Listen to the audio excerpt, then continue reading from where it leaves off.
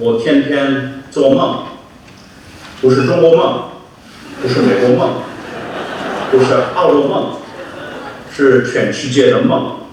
你这个梦的内容是什么呢？用什么样的方式来避免这两个大国，美国以及中华人民共和国有战争？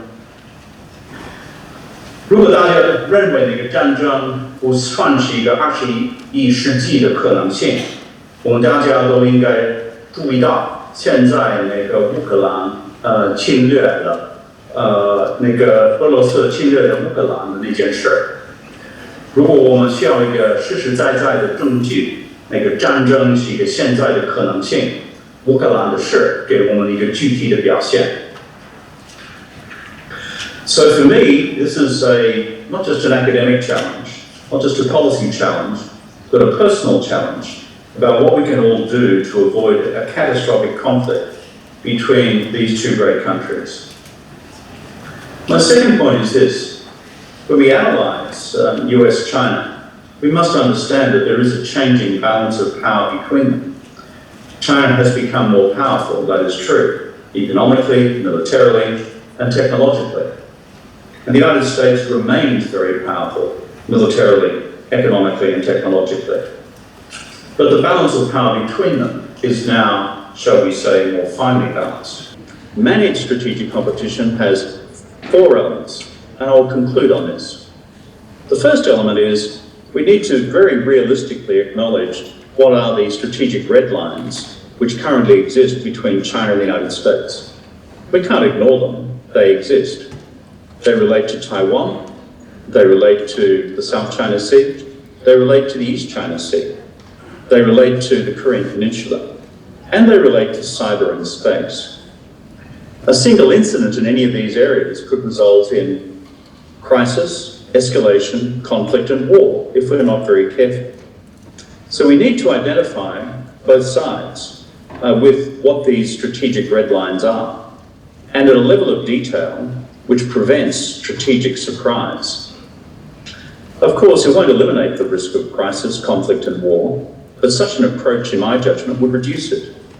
Because at present, there are no such minimal strategic principles guiding the two countries around these red lines. Instead, we push and we shove, and we instead discover these red lines by accident. And sometimes, accidents can be catastrophic. The second principle in managed strategic competition is if we can manage the first strategic red lines with a commonly agreed understanding diplomatically between the two governments in order to avoid conflict by accident, then in the rest of the relationship we can accept the reality that there can be non-lethal competition across everything else. The two countries will continue to grow their militaries. You can't stop that. They'll continue to expand their foreign policy influence where they can. You can't stop that.